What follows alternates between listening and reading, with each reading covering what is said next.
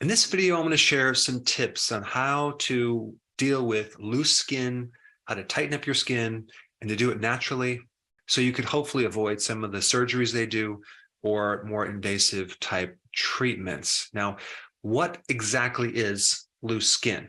Well, your skin has been overstretched to the point where it has not come back to its original form.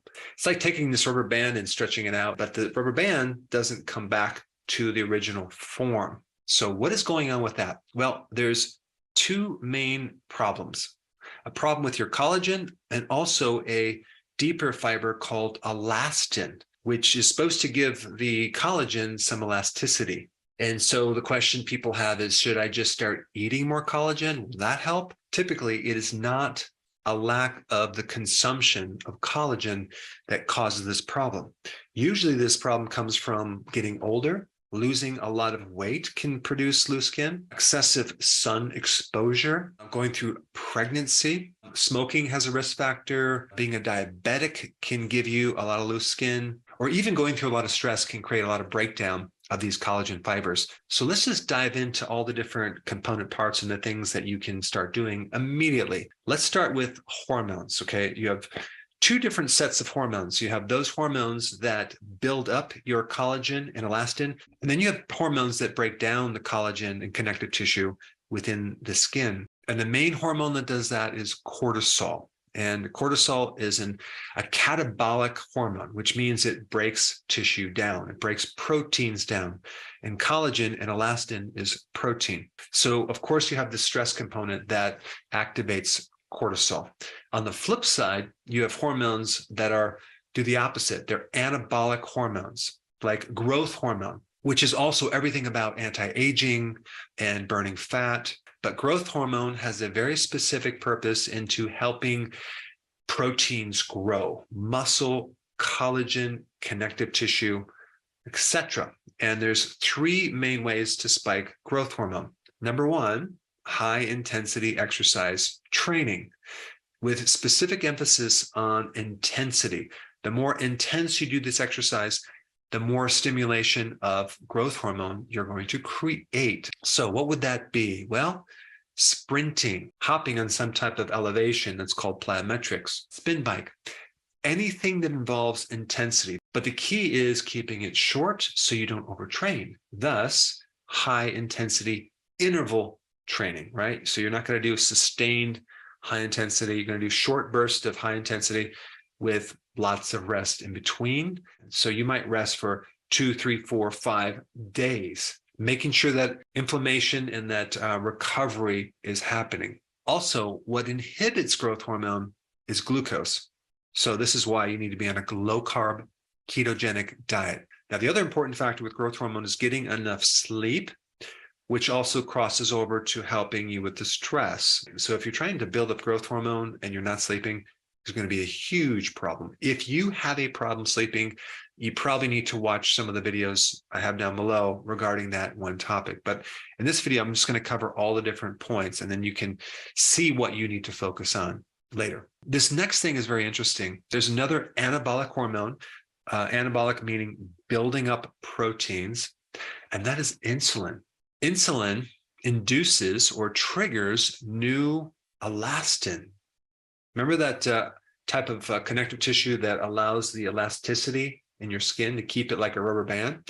Well, insulin triggers that, which is fascinating because you would think just the opposite, because you're probably thinking diabetics. Well, in diabetes type 2, you have a situation where you have insulin resistance. You have a lot of insulin going through the body, but not in the cells, because the cells are resistant. Yet the other parts of the body might have too much insulin. With diabetes and insulin resistance, which is the majority of the population, you have a situation where you have an insulin deficiency, which could definitely create a problem with insulin. So how do you correct this and get more insulin? You basically fix insulin resistance, and you do that with the ketogenic diet, intermittent fasting, and you also do that with exercise. Now, the other problem with insulin resistance is it blocks your ability to get fuel, get nutrients, and receive amino acids. So the very building blocks of protein that you need to build for collagen and elastin are going to be inhibited when you have insulin resistance. So ultimately, part of this plan has to include fixing insulin resistance to be able to then pull in these amino acids and also prevent atrophy, which is a loss of muscle. All right, the next thing I want to talk about is related to collagen and elastin. There are cofactors, there are nutrients that help the development of collagen and help the creation of elastin. And the most important cofactor, okay, is vitamin A. And I'm not talking about what most people think about vitamin A, which is beta carotene, which is the precursor. I'm talking about the active form of vitamin A, retinol, which only comes from animal products, right? Like egg yolks, cod liver oil, fatty fish, butter, versus spinach, which has the beta carotene, but that has to convert into the active form. And a lot of people don't convert very much of it. Unfortunately, they changed the definition of vitamin A to mean both the precursor, beta carotene, as well as retinol. But they're two completely different molecules. So vitamin A is a really important cofactor for building up collagen. In fact, all of the fat-soluble vitamins are really important in your skin. And so this is why going on a low-fat diet is very bad for skin health. There's a diet that I came across while I was in practice. People were doing this diet called ideal protein, right? Well, was it ketogenic? Yes, it was low carb, but it was also low fat. Typically, the healthy version of the ketogenic diet is not low fat. Okay, it's higher amounts of fat and moderate protein. In this diet, it was low fat, low carb, and the protein that was recommended were in these packaged foods like soy protein isolates. So you have this lean processed protein that they were giving these people. And what I noticed, a person in this program, they just look older with their skin. The skin looked very unhealthy. It looked like it aged. It was dried out. It looked wrinkly. And so did the hair. So you can tell a lot about what's going on internally by just looking on the external part of someone's body. And the more low fat you do, the less fat-soluble vitamins you're going to have. And your skin needs a good amount of fat. The next cofactor that's really important in collagen and elastin, especially, is iron, but not your regular iron, the heme iron, which is the more bioavailable iron, which is in red meat, it's in shellfish, it's not in vegetables. That's the non-heme form of iron. You need the bioavailable form. So just the fact that I mentioned these two cofactors tells us what kind of diet you need. You need to do animal products that are not lean, okay, that are a bit more fatty to get both the retinol as well as the iron that you need. So if someone is going to do a plant-based vegan diet, they better figure out how they're going to get these key nutrients. I'm not saying it's not possible. You can do it. It's just a lot more difficult. Unfortunately, a lot of people who do plant-based end up eating too many grains, the omega-6 fatty acids, which just fill their body up with inflammation and worsen the situation. All right, the last cofactor is vitamin C. And I want to mention something about vitamin C. Vitamin C, well, you probably heard that it's connected to your collagen, but most people are taking the synthetic version of vitamin C. It's not the type that comes from nature. So the best way to get your vitamin C is to make sure that you're either doing a food-based concentrate or you're doing foods that are high in vitamin C. And one of the best foods for that would be sauerkraut. Sauerkraut, hands down, has more vitamin C than any other food. It's like 10 times the amount of vitamin C than our bodies require. But you can also get vitamin C from peppers, from berries, things like that. The next topic is exercise. Exercise is a necessity, but make sure you don't overtrain. When you exercise, you're creating new vascularization. It's called neovascularization, and you're getting new blood vessels where you're carrying more nutrients and more circulation, which is what you want to do. You're also going to build up more muscles just underneath the skin to fill in this gap that occurred from the overstretching of the skin. So it will fill up the space and give you a nice appearance that there's less loose skin. And of course, exercise will stimulate the growth hormone if you do the high intensity interval training. And then there's prolonged fasting. Okay, prolonged fasting gives you what's called an epigenetic effect on skin, because you're putting your body into an autophagy state where it's recycling old damaged proteins. And let me explain old damaged proteins. When someone has insulin resistance, or they're a pre-diabetic or a diabetic, they have a lot of glycation going on. What is glycation? Well, it's a situation where you're eating too many carbs, and this protein is combining with the sugar to make the protein unavailable. So a diabetic has a lot of glycated proteins, and that's how they measure it.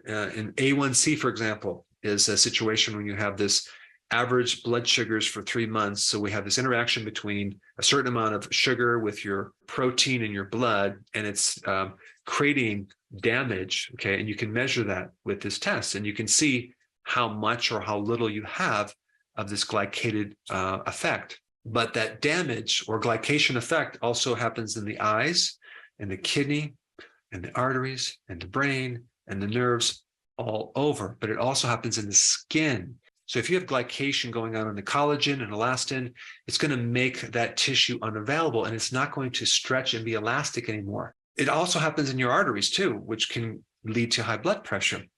So the cool thing is that you can get rid of some of this glycation by doing prolonged fasting, like 3 days or longer.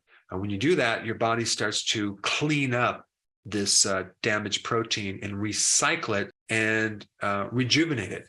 So that's a really cool thing that you can do. And the next thing is part of the last two things I mentioned, which is basically you're creating a hermetic effect, which you're adding a little bit of stress to the body to cause the body to adapt and become stronger. So prolonged fasting gives you a hermetic effect. So does exercise, but there's other things too, like heat and cold. Putting ice cold water on your face and then putting warm or hot water on your face back and forth can create this hermetic effect. And there's some interesting research on that, which I'll put down below. Creating this hermetic stimulation of your skin cells and causing the tissue to tone. But again, that's for loose skin on the face. But what if it's on the rest of the body? Well, then you're going to have to do it for the rest of the body. Now, I want to mention something about sun for a second, because too much sun is very bad on your skin. And what I mean by that is if you exposed to the sun to the point of burn, but a little bit of sun, which is the point before you burn, is a good thing on a regular basis, because it creates a hermetic effect that can actually stimulate healthy skin. But that also depends on how much melanin you have, the color of your skin. And if you're very, very fair complected, you're going to burn very easily. So that is the other variable you have to watch out for. So I covered a lot of different things that you can do to improve your skin right now. Pick one or two of them and just get started and keep working on it over time. But out of all these points, I think the most important one for your skin would be prolonged fasting. Now, I have a video on this, which I also include an additional thing you should do if you have loose skin, if you're doing prolonged fasting, and that is taking certain amino acids. So that way, you're not going to really break the effectiveness of your fast, because you're not eating like protein per se. You're eating the building blocks, which is very low calorie. So you can get the benefits of fasting, but also get the benefits of the amino acids that can help build this connective tissue and elastin. And I put that video up right here. Check it out.